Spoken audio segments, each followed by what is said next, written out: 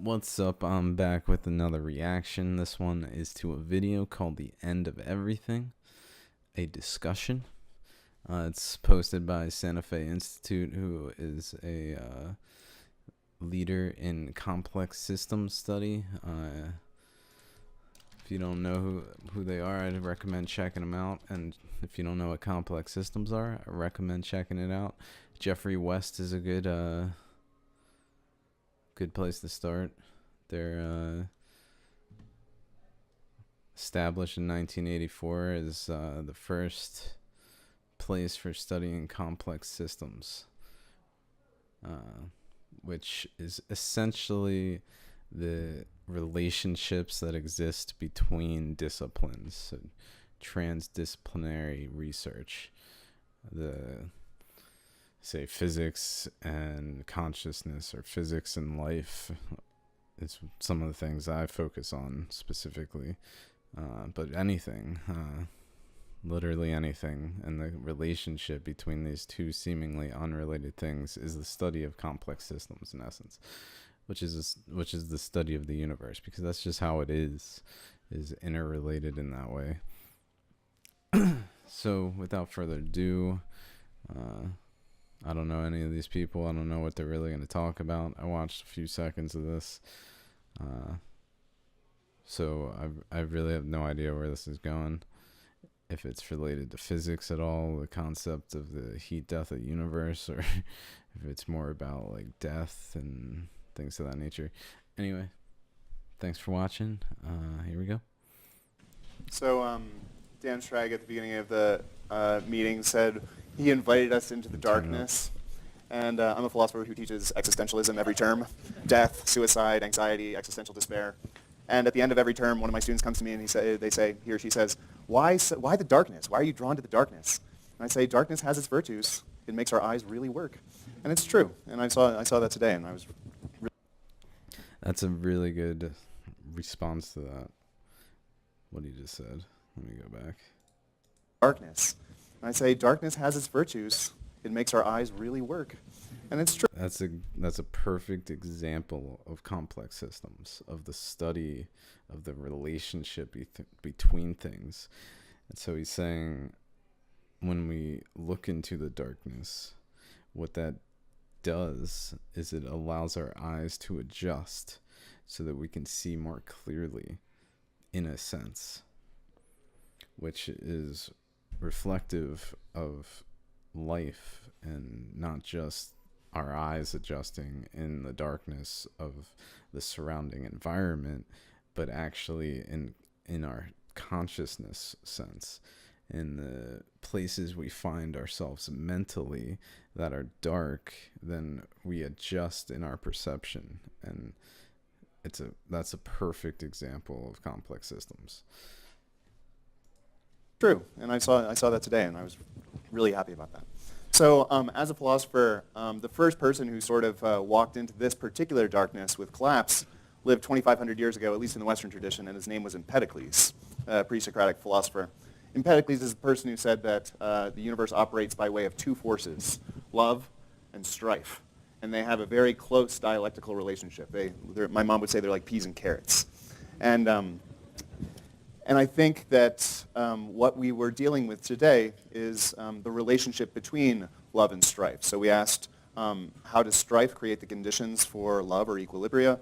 And how does love sow the seeds of strife or its own demise? And as Jeffrey West said... So just before he gets into this, love we can think of as coming together, becoming a part of one cohesive unit. Whereas strife or things of that nature are pulling us apart. And so from a physics sense, we can think of as, say, a supernova. So if there's a lot of coming together, at some point there's going to be an instability in the system that then creates an expulsion, where then a new stable system exists, but all these other parts don't, in that they're no longer part of the system. Let me just let him talk, though. This directs us to the issue of mechanism, and for 3 minutes, I'd like to sort of talk a little bit about an observation that David Krakauer made at the beginning of the presentation, which is that innovation, maybe the discussion about innovation and a program of innovation needs to be augmented by a program of what he called incumbent destruction.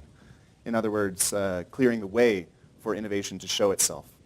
And so when Ricardo talks about Venezuela, we want to ask, what are the incumbent policies that could have been repressed or dissipated or destroyed such that this system could have been maintained? So we think a little bit about the debt crisis, for example, or astronomical debt in the course of oil price boom. This is an incumbent strategy that might have been looked at. Or when Reza D'Souza says the older middling leaders need to be taken out of the system so that fresh blood needs to be brought up. Or when Doug Irwin says we need to think about the way that taxa emerges in the catastrophe, not after the catastrophe. Again, incumbent issues, or rather... Since he's talking about Venezuela, I would just... something I was thinking about today. I was reading this article, and I was posted on Santa Fe Institute's Complexity Explorers on Facebook. I was reading this article about someone talking about the concept that science needs philosophy, that the study of natural philosophy and its degradation into just science and just philosophy, which is basically, as he suggested, the sciences used to be merged in essence. They used to be more cohesive as one single unit, and over time we've come to create different sciences. So there's science in general, but there's also physics, there's chemistry, there's biology, there's philosophy, there's psychology, there's all these different sciences, all of which have their own this is this, that is that. So in essence, we're drawing this border, we're putting up borders, and we're separating things. And so this separation of things comes back to love coming together, where things are together, all is one. Whereas the opposite, where all is all, there's just each thing is its own thing. And so when we separate things, such as science and philosophy, by separating natural philosophy, nature, the study of nature, science, and philosophy, the philosophical consideration of nature, so natural philosophy, when we separate it into these two components, it has this lack of reality to it, almost as if because underneath it all is one. That's the key, and that's within everything. And so if we don't see that and we start separating things into everything, then it creates this circumstance where we're no longer drawing the parallels, because we've boxed off the sections so that they're not connected anymore. The more we box them off, the more we reduce the flow between two. Like if you take a physical box and then try to put exchange air between two sides. On one side, the air will get through to the other side if the box is porous enough. And so when we create these boundaries, they're not all equal boundaries. Some are more porous than others. Some are more dense. And so the more dense we create it, the more we confine it. But what happens then is pressure builds up. So as we feed energy into it, the pressure builds up until it actually transforms into a new system. Anyway, so when it comes to Venezuela, if we look only at Venezuela and study Venezuela in a box, then we're missing the connections that Venezuela as a country has to the outside of said box, where everything is connected, all is one. Every system is connected to every other system. And so if we're studying Venezuela, we cannot do it by studying Venezuela. We have to do it by studying all things and then seeing the connections in a way where then we can grasp what's going on in Venezuela with relationship to all these other components of the picture, pieces of the puzzle. If we only look at the one puzzle piece, then the picture that we think the puzzle is will be what that puzzle piece looks like. But if we look at the whole puzzle, then we'll see the actual picture of the puzzle.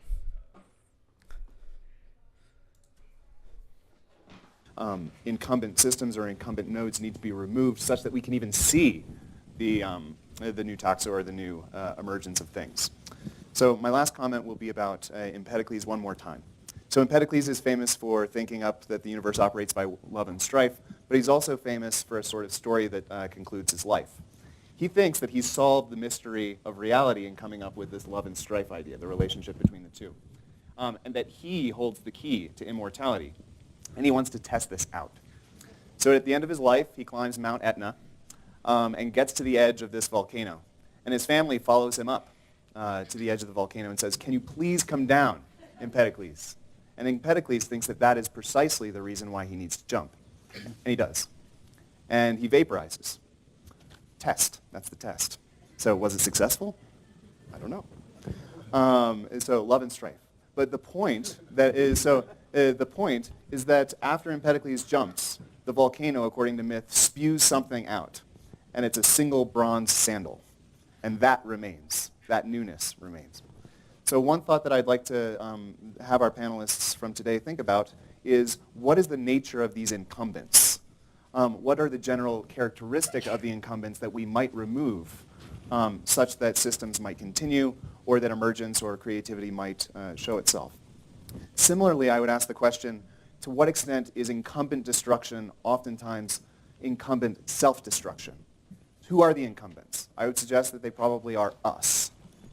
And so he's going to keep using this word.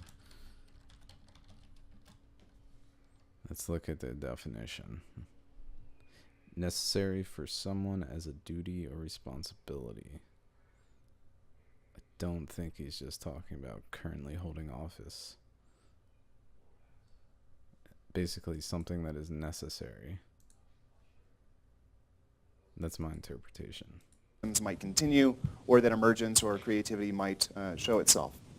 Similarly, I would ask the question, to what extent is incumbent destruction oftentimes incumbent self-destruction? Who are the incumbents? I would suggest that they probably are us.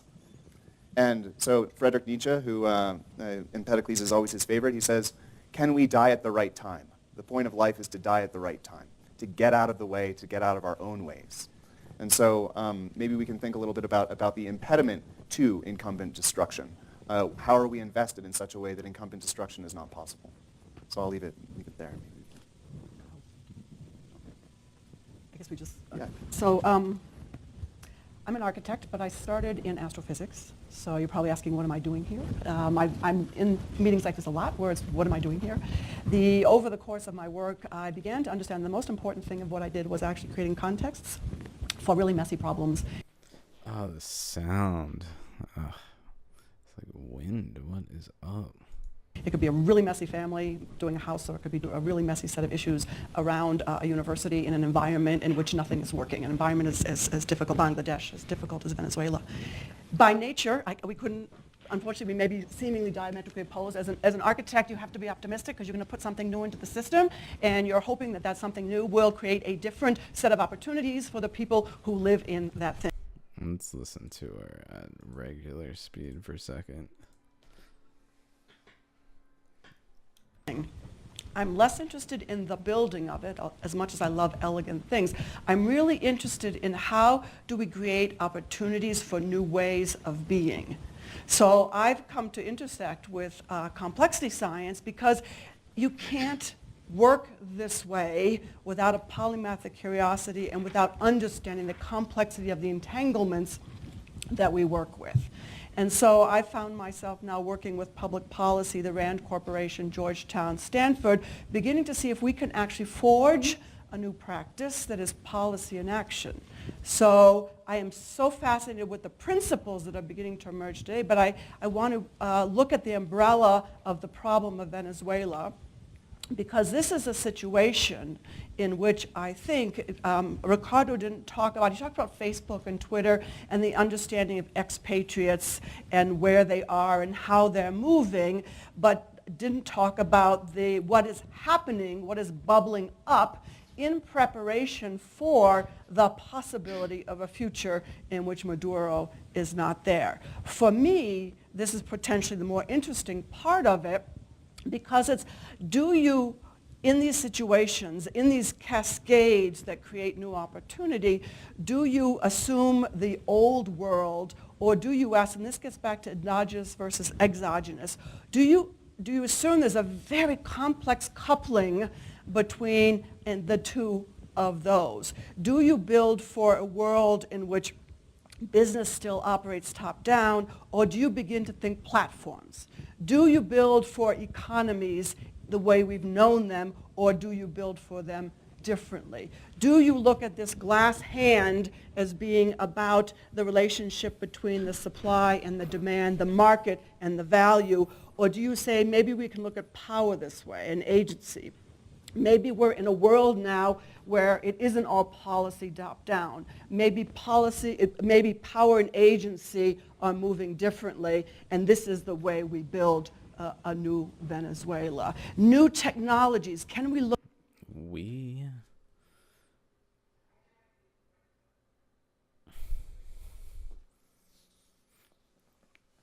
Venezuela, so this comes back to the same concept. If we're focusing on one specific aspect of all things and boxing it in and analyzing it as a closed system, then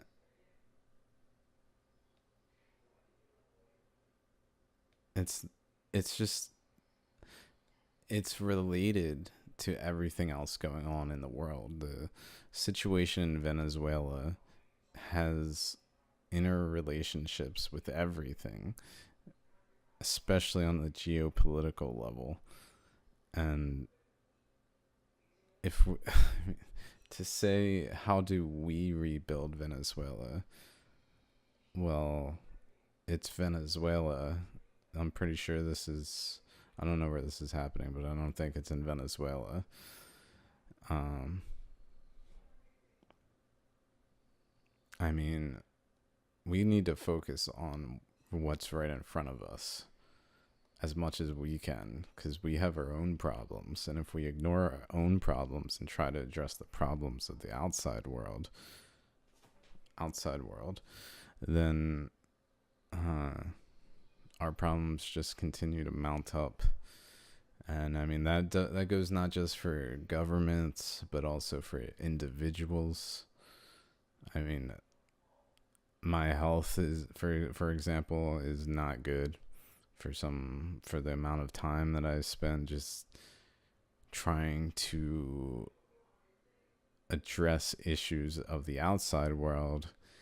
I basically neglected myself, and so I see the need. It's not just the incumbent. I don't know if I'm using that right. I think of that in a political sense, but I'm just not sure what he means. That's something about philosophy that there's particular words with particular meanings that I'm not acquainted with philosophy in that level. But anyway, besides the point, that's what we need, really, is to see ourselves and our problems. And they are related. I mean, it's not like we ignore the outside world. Okay, well, I'm the only thing that matters. Well, that's wrong too, you know?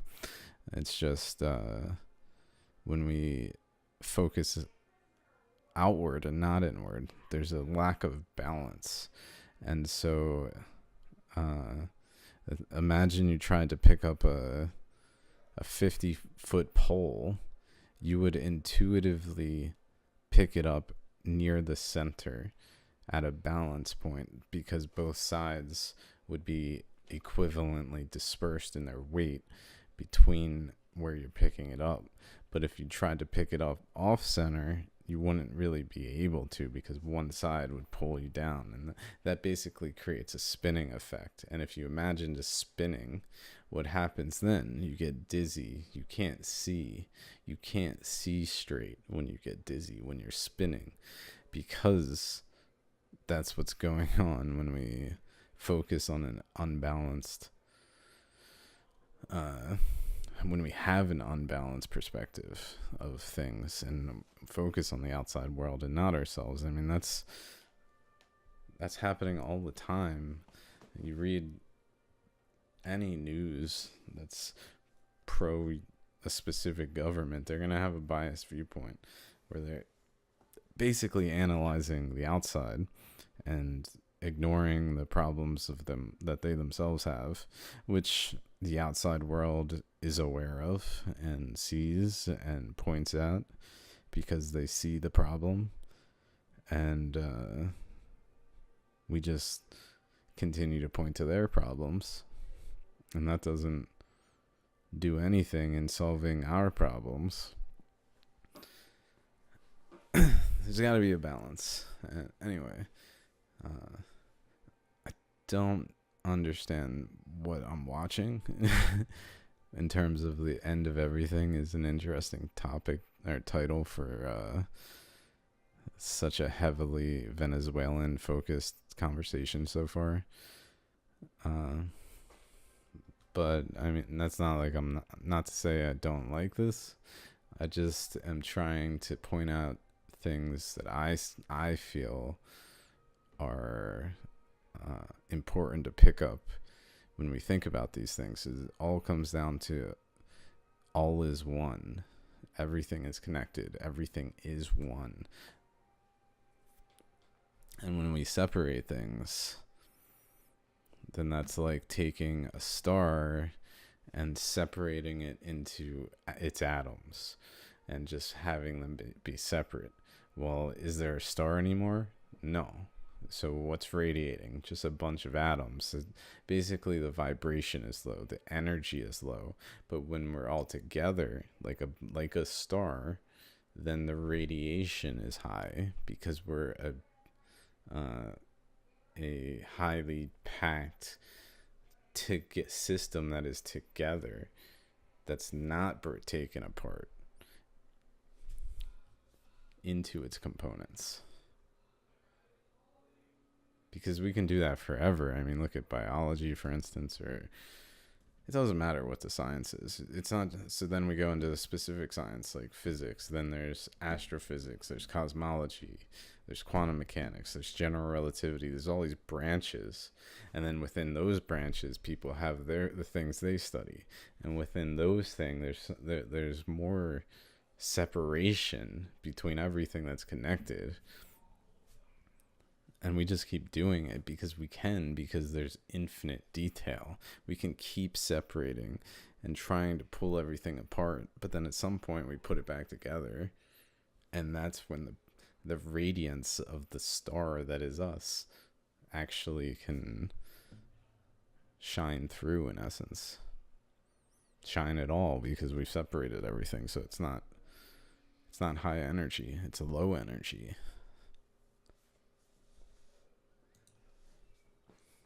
Look at networks and understand and be able to have a mechanism, as Jeff talked about, for prediction.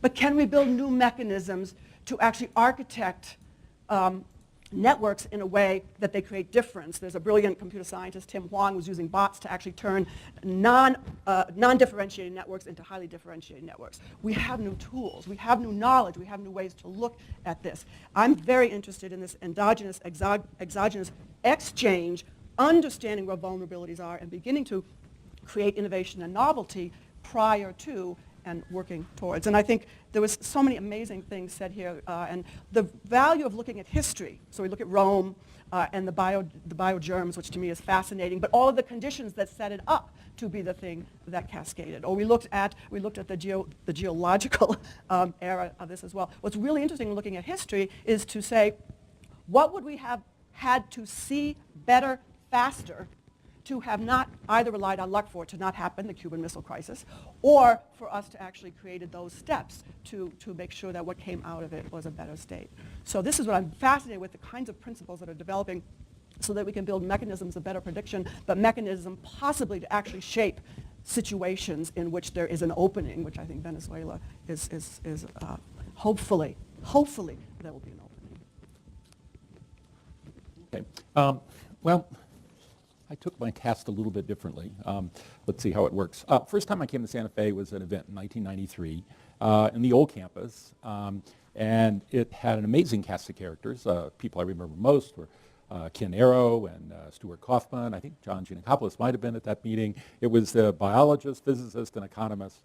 Herb Scarf was one of the most amazing people. I went away from that saying, what the hell did I just see? I don't understand it, but it was awfully good performance art. And so that world of Santa Fe was a very, how far apart can you be in terms of ways of thinking? I came back in 99 and began working with John Padgett. We had a program here called the Coevolution of States and Markets. And over a decade, I sort of learned what was most exciting about SFI for me was learning from afar rather than learning near. So I took the task today to see how much I could pull from each of the papers, the presentations, a set of ideas that are relevant for me. Ricardo began with a comment, you learn a lot about non-collapse when you study collapse. And I'm always trying to think about what can we do to map the way the future appears in the present. And that's the kind of question I have. And particularly in the era we live in now, I ask myself how much damage can be done to a set of interactions, to a set of institutions, so that they can no longer recreate themselves. And we can think of our current political institutions. I sit at a university where it's now more than 50% of male undergraduates are CS and engineering majors, and we may never get that back. And as that increases, the percentage of women is declining in those fields pretty rapidly. So that makes you think, much of our discussion is about can we reset the clocks, or do we have to theorize and think about new clocks? So I think chasing after the past is not going to be our road to redemption. And one of the most interesting takeaways I took from Ricardo's point was the importance of a Marshall Plan, which cleared the debt. And I think in many post-conflict zones, one of the things we want to think about is the importance of reconciliation and truth commission that kind of clean the landscape so new things can be built. Doug told us, and I thought this was absolutely spot on. Doug and I have talked about this a lot over the years. He asked this question, collapse is just the way the world works. What's the more interesting question is when did new things happen? And I heard Doug essentially saying, new things are a subtext that are burrowing underground as the thing is going to hell, okay? And so if they're burrowing under the surface, that makes you want to think a lot about differential selectivity and what are the internal dynamics of this process. What are innovations that can exploit crises? Does it mean that innovations that exploit crises have to somehow, be detached from existing networks? Do they have to organize according to a different set of principles? Padgett and I had an answer that you saw innovation when there were amphibians who did cross-network switching and who had cross-rank kinds of affiliations. So, Doug made me think a lot about what are opportunistic ecosystems. When I heard Reza, every time I hear about cascading failures, the great social theorist Brandon Stark is in my mind that chaos is a ladder. I'm constantly trying to think about this question of dynamic tuning. You wonder, adding more edges decreases risk in the short term, but increases systemic risk. Organizational scholars would say the solution to that is modularity. It's network matching. But I think the repair budget looks really different when we're thinking about the failure of a judiciary or the failure of a Federal Reserve or the failure of higher education than it does for repairing electrical grids. I was fascinated by her work on the emergence of status, but at the same time, much of the work Padgett and I did on skillful exercise of power and the emergence of new social forms said those empowered blocked those beneath them, but directly beneath them. But they were extraordinarily skilled at recognizing new talent and bringing new talent into a system. So keep those right below you down, but reach down and find the new ones and bring them up. We always think about, in some sense, innovation as having some kind of radical feature to it, but conservative forces are really powerful for innovation as well. That seems like an important thing to think about. Kyle Harper's piece got me thinking about urban density. Jeff West and I were talking about this at lunch. How vulnerable are urban areas to crises when they're at their strength versus when they're at their weakness, and you see the difference in the two plagues having differential effect. Melanie made me really nervous. I live in a city for a very particular reason. I live in a city with quite a large number of self-driving cars. I also live in a city that's full of 20-somethings who've never learned how to drive. And I'm actually much more worried about the mashup of the two as a concern. Wednesday afternoon, Google Street View came by my house. And a friend was visiting who had a Tesla. And it made me realize I wanted to run down the street and catch the Google Street View and say, no, that's not my car in front of the house. My car is that 15-year-old Audi. Please come back, take the picture here.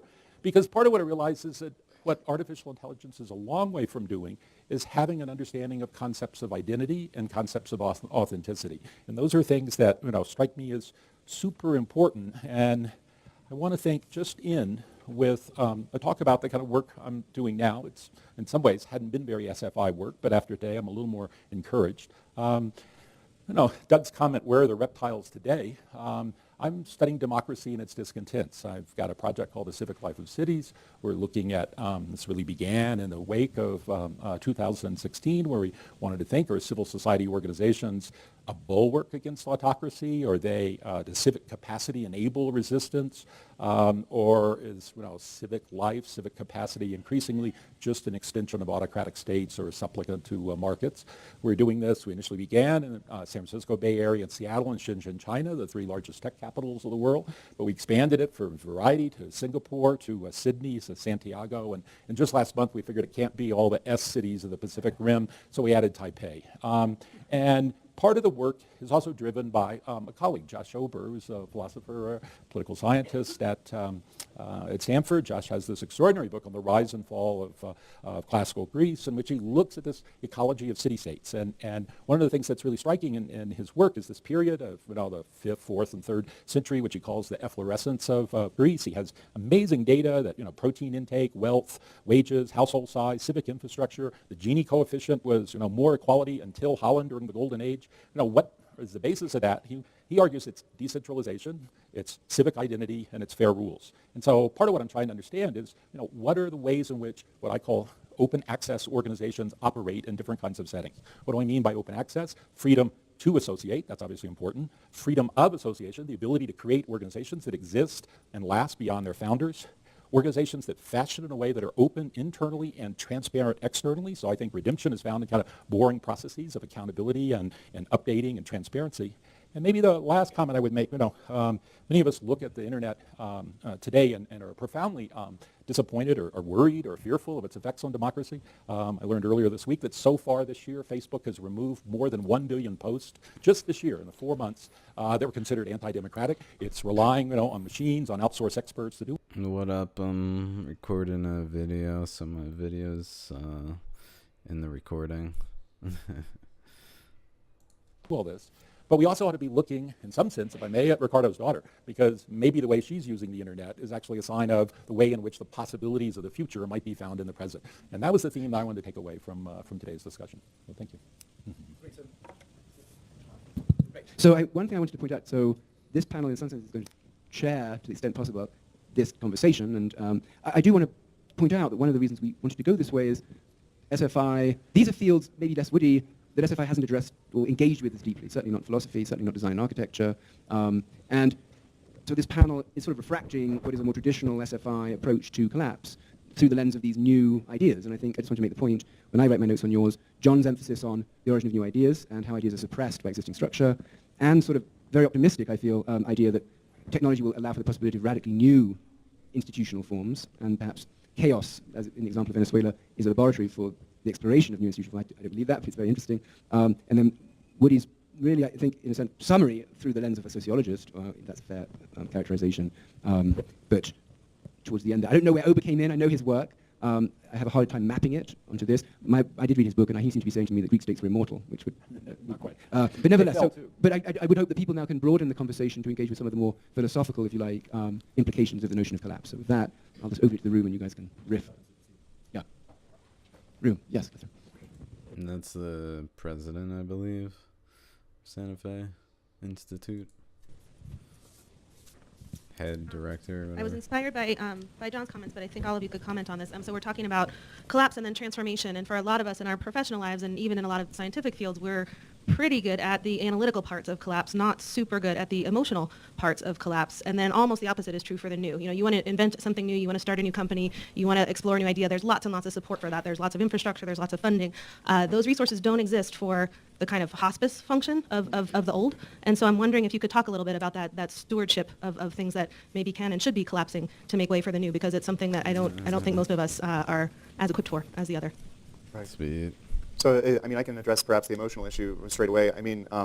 My philosophical heroes, recently it's been Nietzsche, Friedrich Nietzsche, and so he speaks directly to this issue. He says, we must have the courage for the forbidden. The issue is, why are these structures unquestionable? Why are the incumbents in power, and why do we not feel open to questioning their power? Hell yeah. That's right. Seems like no one agreed. It just happened. Born into it. Then we have this world where there's like layers. So like the supposedly most free country in the world, the land of the free, it's like the peak of freedom. And so because we have these layers, we look around like, oh, well, I guess we don't have it that bad. And then someone else looks around and like, oh, I guess we don't have it that bad, and see some other trait of that person's experience that they feel they're glad they don't have that experience. And so we have this like complacency to the fact that we're just forced into the living the way that we live as a individual, as a society. Why? Who says? Is this something that's written in stone? Is this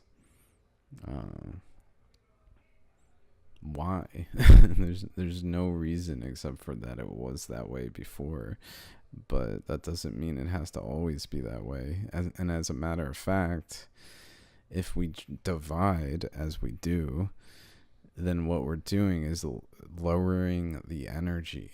So like just like pulling apart the atoms of the sun to have just individual atoms that are all separate, then the system itself lowers in energy to the point where it's basically equal to the single atom. Whereas if we combine those same systems, those atoms back together, then the system itself becomes much more powerful. And so if we do that to any degree, where we divide all which is one into segments, such as individual countries, for instance, then already we're creating a lower energy environment just by doing that. And then if we divide further, which we do, we essentially have reached the stage where we've divided down to everything is its own thing, where everything is divided. Even though all things are one, they're divided. And so the energy is low in that environment. And so that doesn't create a situation where our lives are energetic. We're much more worn down. So like if, for instance, a country is unable to sustain itself, but some outside source of energy from that outside of that country comes in, say a flow of money just comes in, just endless money, even though that system itself is not producing the energy, it will then evolve by this flow of energy that's going into it and through it, as almost like a battery source, that's or power source in a real sense, that's giving it the capacity to grow and become vibrant and able to reach its potential based on the capacity that energy is. If the energy flow isn't that large, but it's a supplemental flow, then it can help to a degree. But if it's substantially large, then it can transform up until that level is reached again. If the flow increases again, then even more happens, to the point where it depends on how much energy we have. So it's important that we recognize that all is one, that we're not divided in the way that we divide ourselves, and any of the ways, and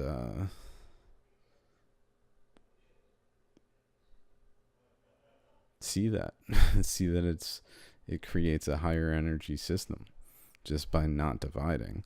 When we don't divide things, we allow essentially an infinite energy to manifest, and never know what could be in a world where we're not divided. And it's just reasonable, because we can't just continue to force people to do things against their will. That does not work. It works for a time, until it doesn't. It doesn't actually achieve the objective of peace and unity and oneness. What it achieves is separation and division and driving apart, which again brings us to a lower energy state. What sort of punitive measures are in place such that questions are very difficult to ask? Nietzsche says that if we experience anxiety or fear, those are precisely the issues that need our fullest and immediate attention, not what we typically do, which is flee from them. So just in terms of the emotional issue, I think that philosophers, existentialism, for example, gives us some real resources. Anxiety is a sign. It's a human sign that something is going on, and we need to explore what that is. So maybe I'll pass off. Folks. No, that's fine. That's fine. I think you should field the questions actually. Sure.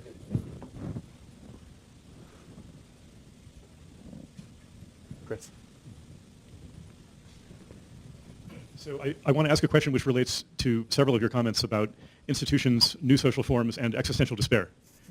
So as a couple of you have alluded to, it seems like one of the surprises of the last 30 years has been that things like the internet and the World Wide Web, that I think all of us felt it was structurally inevitable that these things would disrupt incumbent power and democratize and decentralize power.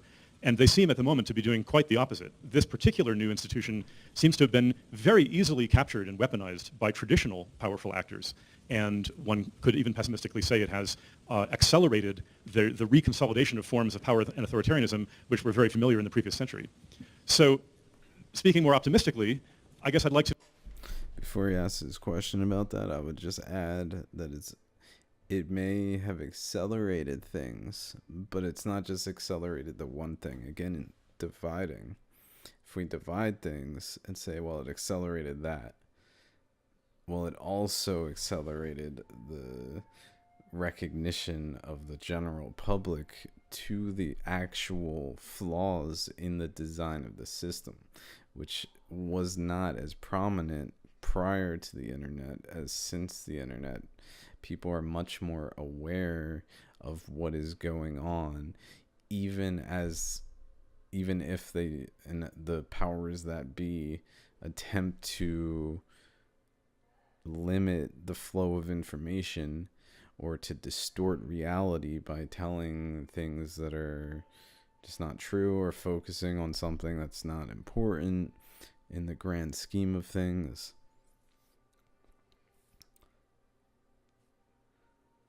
So I would say, and even doing that and having people perceive that they are doing that is happening, that we can actually in real time observe what is happening in terms of the attempts to actually control people's minds by telling them certain narratives. Okay, let me get back to what he was asking though. So speaking more optimistically, I guess I'd like to know, was there something flimsy about that new social order perhaps something more robust about other sorts of social innovations and institutions like an independent judiciary, checks and balances, all that good old-fashioned stuff. Which new social orders are actually hard? Doing another reaction video. For traditional incumbents to capture and weaponize and continue their incumbency? Which ones are robustly disruptive? Yeah, I'll tackle it. It's a great question, Chris. One of the funny things that, as we fell in love with the theme of disruption, we spent a lot of time celebrating the decline of the old and very little about theorizing the institutions of the new. And so now I feel like I live in a world in which Wall Street has moved to Palo Alto, and we are the new Wall Street.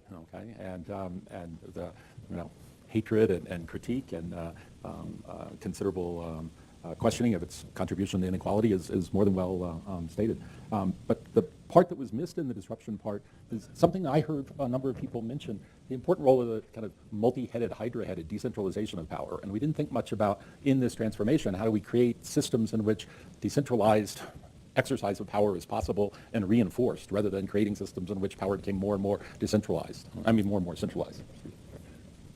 Yeah, and I'd like to say that I'd love to see the similar map that was done by Melanie to look at how we've reinterpreted the internet all along. The kind of TIMN social construct of David Ronfeld talks very clearly about how there's these new social coherence mechanisms, whether it's markets, tribes, whatever, and it's always the bad guys that get to them first. Over time, it disrupts the old norms, and how do we begin to then move into a place where new things actually use what's opportunistic for them, and so long as just the bad guys, it's not the terrorists doing it for us, it's others as well. The key becomes in understanding where the kind of value in that system lies, I think, and how we begin to shape it forward. Meaning making is beginning to happen at different levels. Ricardo's daughter's video and other things as well. It'll be really interesting to see how do we create these new forms out of it. The problem people, I think, are focusing on today, which could be what makes it somewhat different, is the fact that we may not have time to go through these stages because we're having such exponential change in the system where one thinks they get a handle on Facebook and the 14-year-old, and then all of a sudden it's politics, and then all of a sudden it's something else. So I don't know how to theorize that, but I do think principles of the complex systems, the short, the mid, and the long term, we see differently as possibilities. Can I add a footnote? I maybe should have mentioned this. I spent earlier this week with a number of young scholars and also advocates who are deeply involved with Wikipedia. And they're trying to understand what's the relationship between the number of contributions to Wikipedia and the quality of Wikipedia. And just think, kind of today, we had various people use Wikipedia as an authoritative source.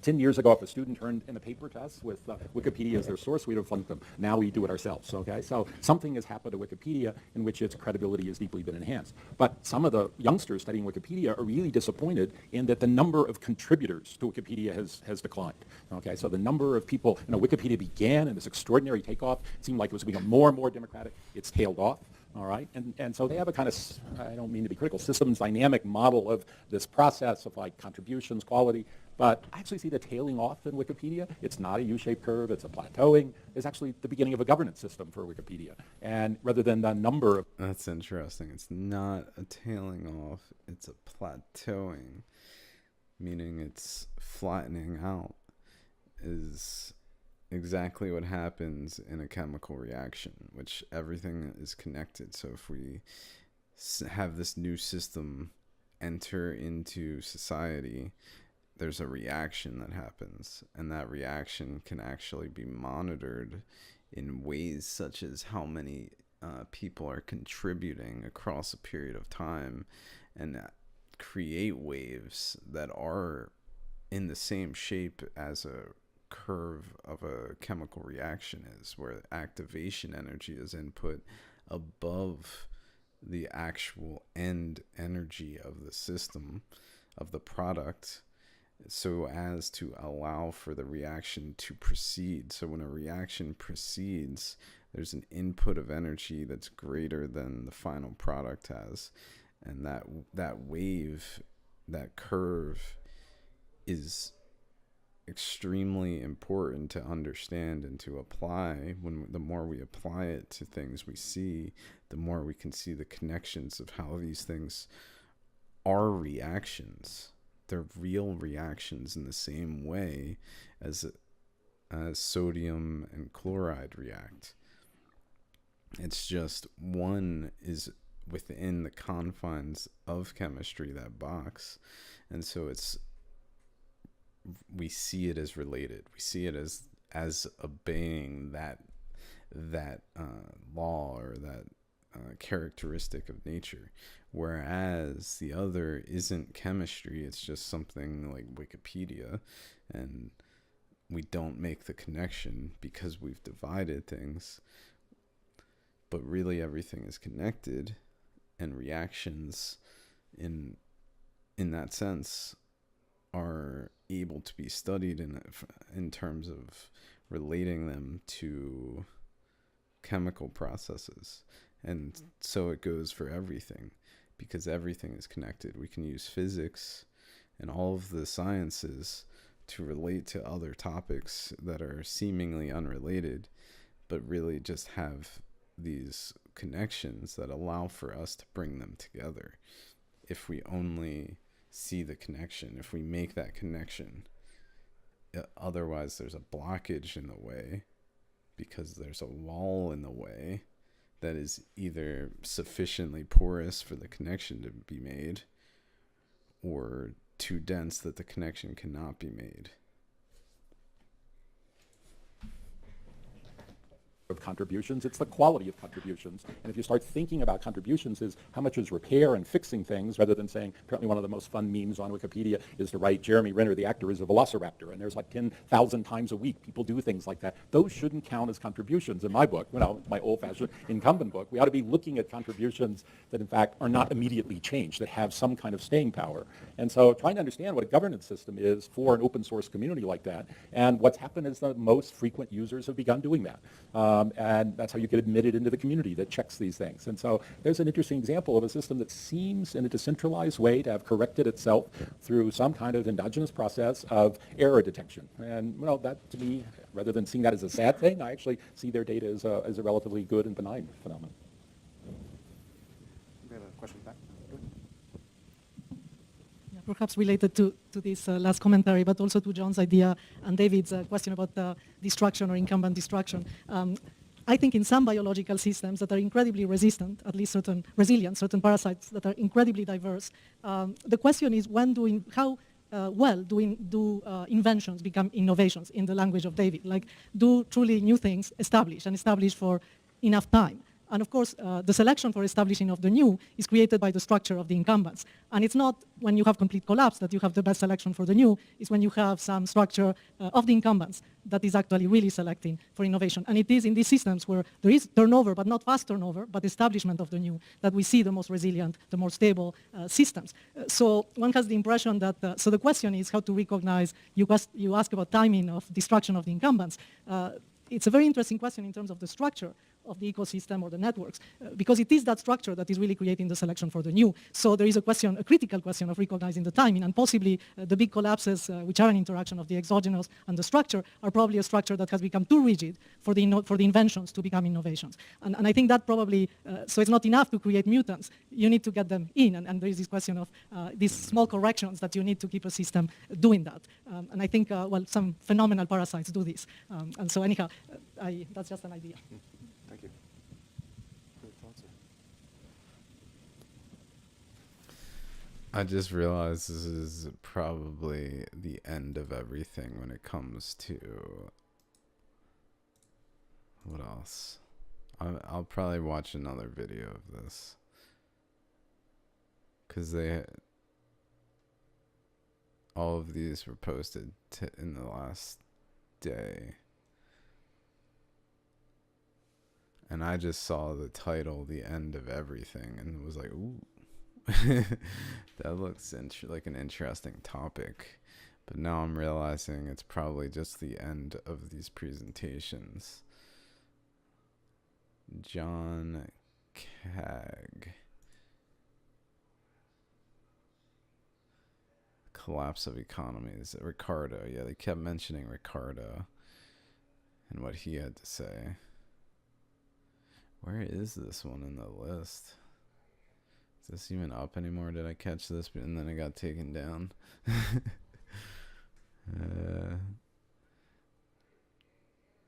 Well, this video is getting long, so Let me just see what they have to say about this question, and then I'll just stop after this question.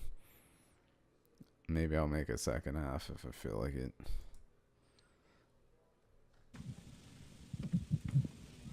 So today's theme being collapse, when I think about the things that I'm fearful, and you talk about the things that make you fearful, the things to look at, I think about climate change and industrial pollution and, the ruining of the oceans and rivers and soils and overpopulation and over-extraction of resources and, not to mention inequality and the use of war to solve problems. And I mean, just sort of the basics that we live with every day, many of which are directly due to a system based on economic growth as quickly as possible, as much as possible, which all of our, or most of our livelihoods depend on. And so we're all caught in a system that is somehow leading maybe to its own ruination or ours. How do you guys think about this, and how can a group of people like those in this room do something about it, or does it just play itself out and we all die and a few people are left over and start the planet again? I mean, how do you think about it? Right. So I'm drawn to 19th century philosophy as well, so I'm thinking about Henry David Thoreau, who probably is most, who is very similar, or is very mindful of the issues that you brought up. So environmental collapse, inequality, the specter of war, imperialism, just things going to rot. And so Thoreau, I think, is unique. He's the first to use the term the Anthropocene, the idea that humans and nature never the twain, you're never going to have a pure nature, the pure wilds again. Humans are always going to be complicit in their natural environment or part of nature and go down the tubes together with nature. And so what I think about with Thoreau is that Thoreau's solution to this, him going to Walden, for example, and he says simplify, simplify. This idea of self-reliance, this idea of a type of self-sufficiency, a type of quiet listening, a type of walking, all of these are sort of mid-range solutions to astronomical problems. And each person can sort of do these small-range things, knowing that the end of everything is coming or is already upon us. So when Empedocles jumps into the volcano, he's participating in love and strife, right? And that's what Thoreau is doing as well. It's not the idea that you can extricate yourself from this system, but rather how do you work through destruction? And that's the way that nature is. So how do you work it through? And I think that philosophers or scientists who think that we can bootstrap ourselves out of the system, I think are deeply misguided. And there's no exit to this. Like life ends, we don't get out of this alive. Like it's the end of everything. So, but it's an old question, right? And I think sometimes the best you can do is give an account. Socrates says, can you give an apology? Can you give an account of your life? Can it be careful? Can it be... I don't know what they were talking about in these conversations, the lectures beforehand. Phew. We don't get out of this alive. I would refer back to energy. In our current state, we're separate. We're all in boxes in some capacity, myself included. And it's up to us to break down those walls and join together and connect and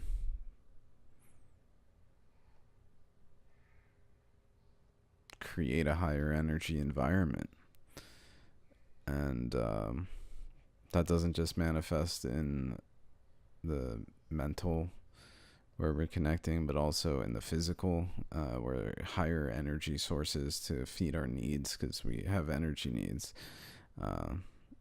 are necessary. And perhaps we'll have a higher energy source sooner or later that will come along simultaneous to the merging of many into one, and in essence be an energy source that merges many into one to create an actual energy out of the ether, because that's really what's most able to meet our energy needs. And these two are related, even though it's seemingly unrelated, because the physical is directly related to the mental plane of existence, in essence, because they're connected, they're one. And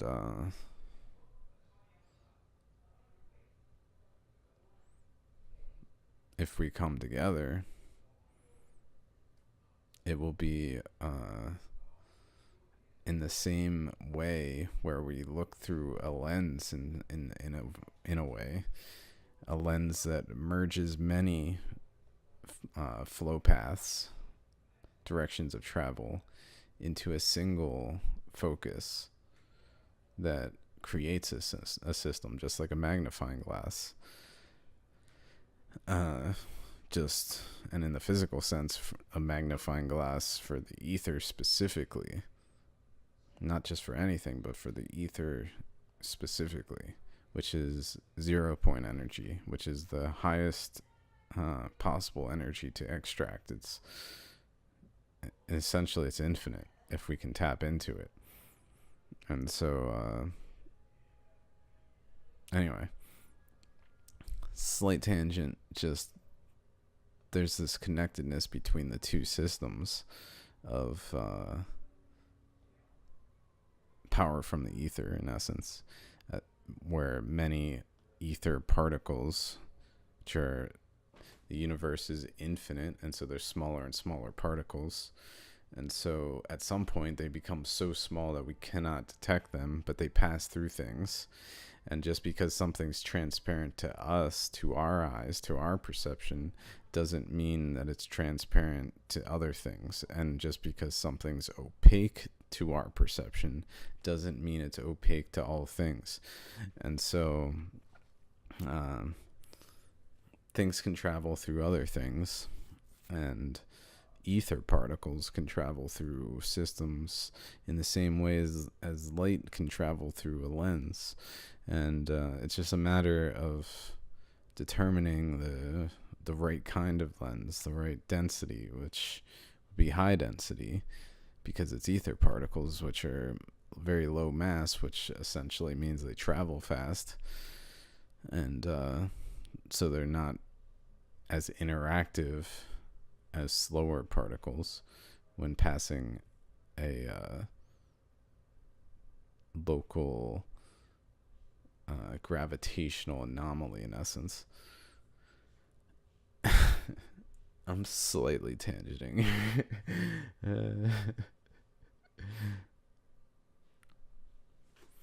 Anyway, many particles merge into one, create larger particle. Larger particle feeds energy source, creates energy for planet, and same thing goes for how we will feed society by merging into one, creating an energy source which will feed the planet. All right, I'm gonna stop now. This is long enough. It looks like it's just all questions, which is cool. I like questions.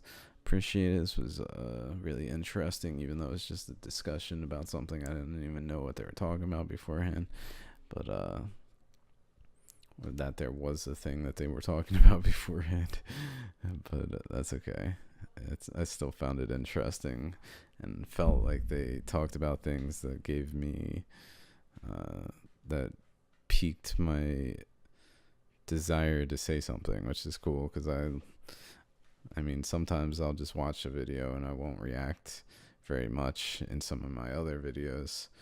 And I like when the video, even though it creates these long ass videos, is something that brings me to actually react to it. With that, I'm gonna cut this video off. Thanks for watching, guys and gals. See you next time. Peace.